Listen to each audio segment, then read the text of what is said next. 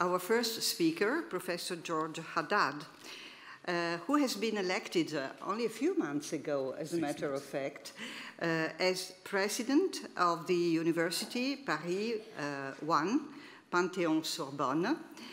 And before that, he used to be director of research at UNESCO. He is a graduate of the École Normale Supérieure, and he holds a quite impressive number of degrees, master degrees, post-master degrees in mathematics. So today we are going to listen to a person who has a frame of mind inspired by mathematics. But you will see how interesting this will all unfold.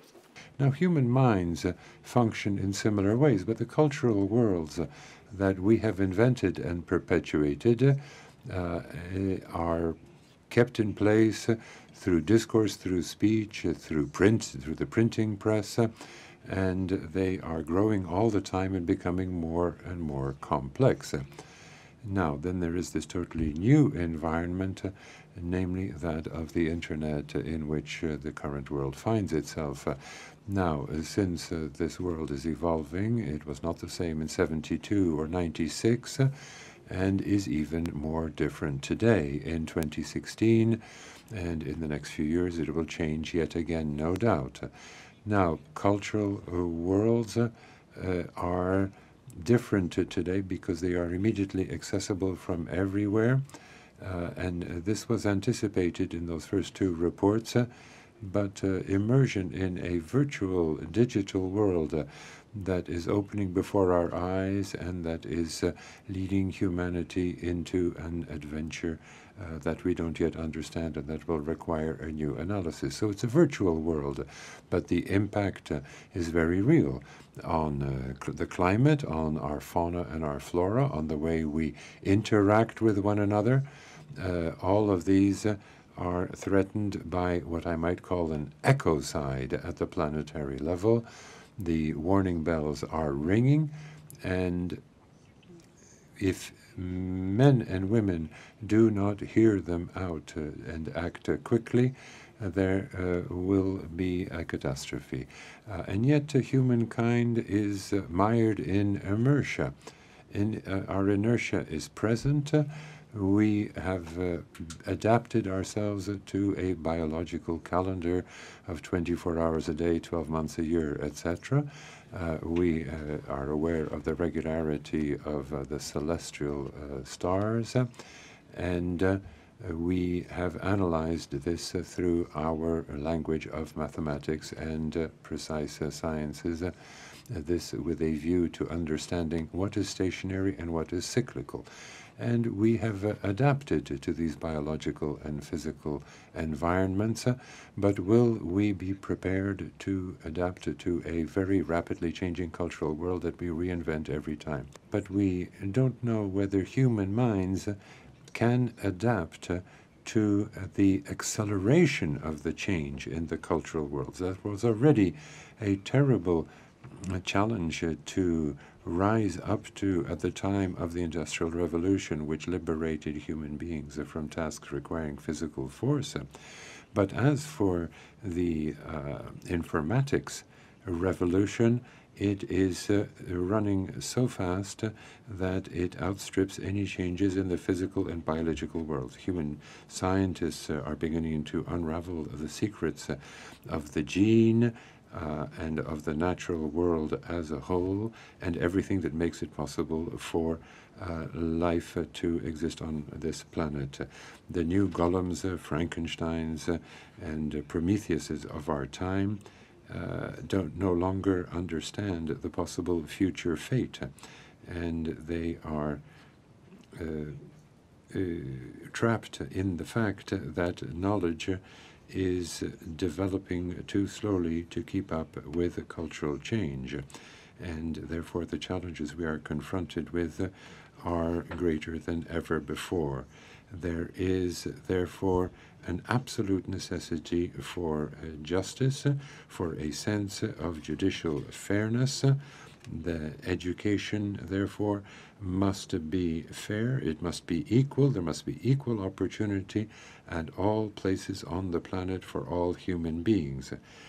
We must close the gap in educational levels.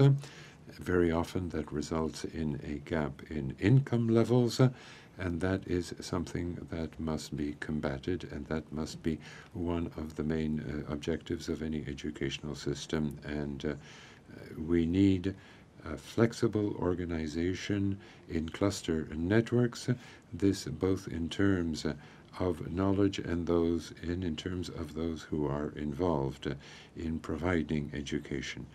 The rapid transition requires solutions that women and men will need to look for and find, and it is urgent that we understand that right away. It is an imperious necessity for adults to anticipate on the future complexities of education with a view to leaving our children, if not with a better world, then at least a viable world. Hello everyone, my name is Yaacov Hecht, and I am from Israel. And 30 years ago, I built a new kind of school in Israel, and I call this school Democratic School. And from the moment that I think that I call it Democratic School, people begin to ask me, why you call your school Democratic School? Maybe all the schools that exist in democratic countries, they are democratic schools. And to me, it was clear that what we see in all our country and calling school, it's something that I doesn't understand clearly from where it's come. It's taken me a time to understand that the school that we see today is coming from idea of 100 years ago, that people want to promote ideas of undemocratic, and they build this hierarchic school to prepare people to work in the factories, old factories, and be like slaves. And then they have ideas to build this school that we see today. And when I say that I want to build a democratic school, I mean that if in the puzzle, the big puzzle of democratic country, I feel that it's a missing piece of this puzzle. And this is the education. Education that promotes democracy, that promote and prepare people to the future. I feel that the school today, they prepare us to the past. But how we build a school that prepares us to the future? That was my idea to build this democratic school. But what is democratic school? So if we look today about all the 1,000 democratic schools all over the world, we can see 4 major rules that in most of these schools exist. Before I will say these 4, I say that also every one of these 1,000 schools is different, because we believe that different is beautiful. And we say it cannot be 2 democratic schools that they are the same. But these 4 major rules you can find in most of the schools. 1, we live as a democratic community. For example, in my school, it's a school from 4-year-old until 18. It's 600 students. And every Friday, we have a meeting, and we make a decision together. And my vote as a headmaster and the vote of the student is the same. We cannot change the rule of Israel, but in the law, I give all the power that I have as a principal to the community. Second thing that we have in all the democratic schools is personalized learning. What it means, every student in our school choose what, how, where, when he learns. Think about the traditional school, the great ideas that if you are in age, this and this age, you need to learn this and this.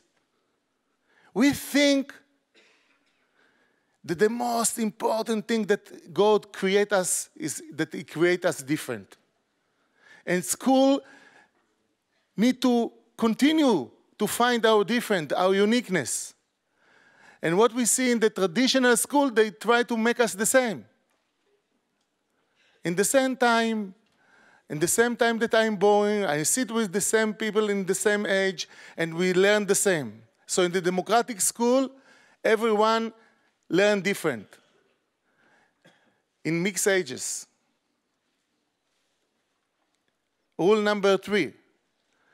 In our school, we have a very close relationship between the staff member and the student. In our democratic school, students choose their mentor. They choose, not the teacher choose us to sit in his class. I choose whom I want to be in a close relationship, and this is my mentor. The third rule is content. Our content that we teach in our school is from the point of view of human rights. Most of the content that studied today in school is from the point of view of nationality. We are studying from the point of view of the human rights.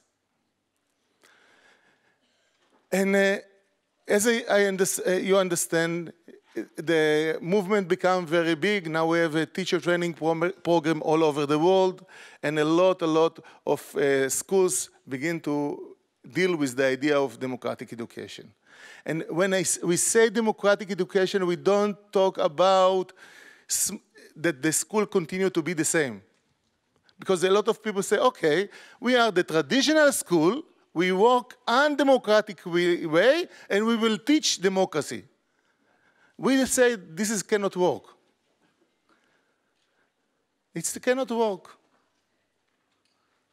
We are in the time of shifting of the paradigm. And when we say that this is the time, this is the time because we come to the knowledge age. Before the knowledge age, it was a time the hierarchic school worked very good. But today, something changed. And in the last year, we built another 2 products that promote the idea of democratic education. One product is a classroom, and second is a city. Classroom, we say, okay, it's very difficult to change schools, especially state schools. But we have a lot of teachers that want to make democratic education. So let's build a classroom of democratic education. We call it Classroom 2.0. In this classroom, we have only 2 rules, simple 2 rules. One, simple rule. Every student is a teacher. Think about this. In this classroom, we study only as a peer learning. You know, the best way of learning something is to teach it. So let's do a classroom that everyone teaches everyone. And the second rule, we have a common challenge. What it means, common challenge? I can go to mathematics, to Professor Haddad. How we teach mathematics? In traditional school, if we study mathematics together, we also compete one another. Who is the best in our classroom? This is the motivation. Motivation is competition. In Classroom 2.0, we say, okay, every one of us will have grades, but also we will have grades over the class. And then the classroom become like a football team. Think about this. In a football team, it's a magic there. In the football team, everyone have a different rule, and together they need to achieve a goal. We are now try this in mathematics, in other classrooms, and the results is unbelievable. Children want to learn, they want to play game in the classroom, and to achieve together something very strong, that the cooperation become much more stronger than the competition. To connect to Professor Haddad, that I think this is the time of knowledge. We leave the time of hierarchy and come to the time of knowledge. The old time is to do what someone above me tell me to do. It's not depend about knowledge. Today, this is the time of knowledge. And knowledge, it's something that connects networking. Networking begin only if we are different.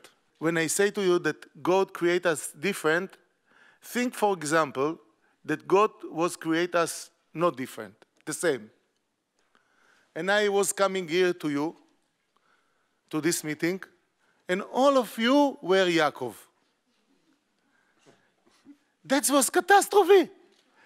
And I go in the streets and everyone is Yaakov. I think the most beautiful things that we are different. And when we are recognized that we are different, something happened between us. And I think the old traditional hierarchy try to find who is the best from us. And I think this is a bad idea. It's not the best. It's not exist. It's different is beautiful. I don't want to see if someone better or not better than me. I want to learn what is different. And that's, I think, from my point of view, is the central of what we call democratic education. What I can pick up on is what Yaacov Hecht was saying with regard to all students are a teacher. Well, I'm a child born of immigrants. I'm from Tunisia, and I arrived in France when I was 5 years old. And if you don't mind, I'm going to tell you an anecdote. And this, I think, if you look at my experience, was of great importance in terms of the choice I've made to carry out the job that I do now. My mother, who's now 86 years of age, at the time when we came to France, said to me, well, George, I wasn't able to study because the society in which we lived in Tunisia didn't allow girls to do this. And she, in fact, discovered that her family had forbidden her to carry on her studies because she had 3 brothers, and her 3 brothers hadn't been able to study. And she told me the following thing. She said, as of now, you're going to go to the school in the French Republic. I was 5 years of age, 6 years of age at the time, and she said, I'm going to be asking you to be my teacher. And she said to me, every day, every evening, I will be waiting for you in the home with my exercise book, and I'm going to ask you to tell me everything that you've learned at school. And my mother, therefore, quite naturally became my first pupil. And through this experience, this relationship between the mother and her son, between a teacher and a student, I sort of became, if you like, a teacher. I had 2 missions, if you like. You don't only go to school for yourselves, you go to school for people who are in our environment as well. You want them to be proud of us. You want them to be able to share with us everything that we have acquired and received from school and all the knowledge we have acquired. You shouldn't keep it for yourself only. You need to convey it, pass it on to others. And as Yaacov was saying, you need to be a teacher yourself from as early an age as possible. Education is an act of love. It's not simply forming responsible citizens and professional citizens. There's only education which, if there is love, you need to love the students need to love teachers, and societies need to promote this. And I'm simply saying this, if a country or nation does not respect its teachers, then the country can certainly not expect to love its children. Thank you. Think about school that doesn't give the student option to choose. I think this school need to, I hope it will disappear very soon. Think, for 100 years, people sit in classroom and they only told what to do. This is, from my point of view, something very catastrophic. We can explain it by saying, okay, it was the industrial age and people need to go to work as a machine, so we help them to know how to work as a machine. But today, in the knowledge age, when I think every one of you know about the idea of element of Sir Ken Robinson, And I think it's very clear that we need to help to the student to find their element, a place that connect their talent and their passion. Because in their element, they have the most chance to succeed in the future. And how to do it? Oh, it exists a lot of way how to do it.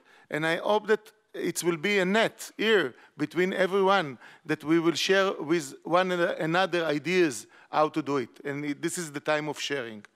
And the young man there that asked me what to do, how to push democratic education in your city or in your area, it's easy. Go with what is talking here. Build a network. Don't be alone. Find another one that want to do it together. Go and meet together and talk about this. And then find another one. And then be a group. And then go to talk with the Department of Education in your city. But as a group. And I think this is the time of networking. So build a network around this. And last evening I sit here with a huge group of young people in Europe that have a huge ideas how to change the education system. That's, I think, the way. In some schools that I visit in the world, they say to children that they need to sit on a chair 1 hour without moving, like this. In other places, it's 5 hours. In other places, it's 10 hours. Sit without moving. And if they begin to move, they punished. And now it's a great new idea. They give them drugs not to move. And people sit there not 1 day, 12 years. And that's prepare them to the future. To what future? I think all my life, okay, I was from the people that moving. So I know the people that move. They are okay. But what happened with the people that succeed not to move? 12 years not moving. So this is terrible, terrible things that happen today in all the schools that we know. And it's need to change. And the school need to be more like a hub of startup companies, place that people go and make project together. What you said about mathematics. Mathematics is not only about calculation, etc. Mathematics is the way we think the world. C'est une pensée du monde. And if we teach mathematics only about calculation and differentiability and geometry, etc., we lose the essence of mathematics. Mathematics, physics, philosophy, art belong to the same ideal of knowledge and developing capacities to understand the world the best way we can understand it. As I say, the role of mathematics is not to select or to humiliate young people or older people. It's to bring us small keys to open the doors of complexity. Mathematics never pretended to solve the problems of humanity. Mathematics never pretended, except for Pythagoras' time, where they thought that through arithmetics they could understand the creation of the world. But now we are very humble in mathematics. And we understood that our goal and ultimate goal is to offer humanity through a universal language called mathematics, with no difference, no cultural aspect, etc., the way to enter the complexity of the world we are living in. So when you see all this mathematics in economy, in finance, in all this aspect, we lose and we, how do we say, we betray the essence of mathematics, which is, and I quote a German mathematician of the 19th century, who says that the role of mathematics is not to solve problems only, but to serve the honor of the human spirit. This is the essence of mathematics, philosophy, whatever discipline you deal with. But now in our system, where selection, selectivity, competitivity has become the most important aspect in education, we have chosen mathematics as the good way to humiliate and to select. This is a mistake. When I teach mathematics, I don't teach my students to solve problems only, but to raise questions. And this is what's important, is teaching to research and through research. It's not only teaching to become expert and professional, etc. I want them to be capable to raise questions and not to be passive learners. And this is what's important in all disciplines. For example, one of the questions, why do we give notes to exam? Where does it come from? In the ancient time, we didn't evaluate students by notes, but by the way, the progressive way, when they learn and they accomplished things. When did notes appear? It's when modern economy imposed price in the system. A note is a price. So you give a price to an exam. Does it mean something about the intelligence, about the capacity of the student or the learner? We have to change. We have to rethink the rhythm of learning, the content of learning, and the way we evaluate. It's impossible now to continue with the same way of evaluating students, giving notes like we give price to a kilo of apples or a kilo of meat, etc. So we are in a very difficult, how do we say, a challenge for education. We have to build now, and time has come through modern technology and through all the means we have to create a renaissance for education. Time has come to create a renaissance for education. Otherwise, we will stay at the same level. We will not progress, whatever the use of technology is.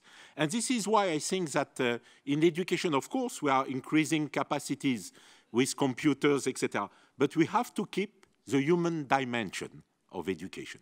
And for me, the contact with my students is so important that I will never replace it by communication or virtual communication. I need these contacts. I think I bring them more by direct contact with my students, and I devote my time giving them the best I can in my discipline. But of course, through modern technology, we can spread our capacity, we can modernize our capacity, we can bring together different students, but nothing will replace the human adventure of education, which is a direct adventure between human beings. So virtuality is okay, but how do we say? Humanity is much more important, if I may. Everyone here know what is MOOC? MOOC? MOOC, who know? Okay, MOOC, Massive Open Online Courses, very good. Who try to take MOOCs? Who try to take MOOCs? Okay. So everyone, I will say shortly, MOOCs is a good university in the world, share their courses online free to everyone in the internet. Yeah, it's massive open online courses. So, but the small problem of this MOOC, that if you take this MOOC alone in your computer at home, only 4% succeed to finish this MOOC. Only 4%. We make experiment in Israel. We take high school students, we give them courses in Stanford and Harvard University, and they study in a classroom 2.0, in a democratic classroom. 95% finish the MOOC. So high school students take courses of the universities, and they succeed. And they succeed because two things. They choose it, and the second, they learn it as a team. And I think we are really in a big revolution. And I think to succeed in this revolution, we need to share together the knowledge, share experience, to work together. And from my point of view, it's a critical, because you know what we are talking about the lost generation. The lost generation, the young generation that finish university and find themselves without work. And I listen here to the discussion before us. And people say that they go to university, they prepare them to the next job. I think this is not exist, the next job. I think the goal of the next generation of education is to help the children to create their jobs, to be entrepreneurs. This is, and I have short time to talk about this, but this is our goal. This is the goal when we go to democratic schools, to prepare people to create their future jobs, not to go to say that they want to work in a job. But this is a long story, and to the next time. The most educated countries in Europe, through education, haven't been able to avoid the most appalling disasters visited upon humanity. The 20th century was characterized by these disasters. Well, what happened to education? What happened to teachers? What happened to the schools? What were academics and scientists doing during these periods? Well, there was a deafening silence. That's why it's very important for us to not assume that what has happened in the past is better than in the future. What we need to do is to work continuously. We need to carry out decisive work. And let's not forget that every time you think you've succeeded, you need to start again. And it's not about performance. It's not about progress as such. It's about sharing knowledge, sharing know-how to build a world based on peace in humanity. And this is the task of the Council of Europe and of UNESCO and of all these large organizations which, if they want to be respected and respectable, need to help member states and local authorities to retake possession of this ground lost by education. Thank you very much. I want to suggest you a very pragmatic idea, but I want to check with the people if it's a really good idea. The idea is that let's make that all the schools, maybe in Europe, will make at least 20% of the curriculum,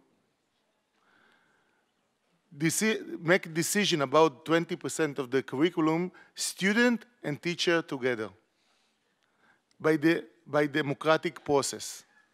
Think about this. If school need to decide about 20%, but not the teacher alone, the teacher and the student, and build a democratic process to do it. I think it's a very strong beginning. But I want to hear what you think. So if some people here think that it needs to be less than 20%, they can vote less than 10%.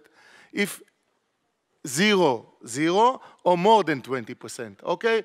It's very, very interesting. We talk about this in the break. What people think here. So about 20% of what we study in the school, it's 1 day a week, that we will make decision together, student and teacher. Who, with this idea, please vote, stand this end. Wow, quite a lot. Okay, wow, very good. And who think about less than 20%? Okay. And who think more than 20%? Wow. Okay. I'm surprised. Really? Ooh, wow. Thank you. So I think you have here a good idea. You can do it in every place that you want. So to me, it was a great time to be with you.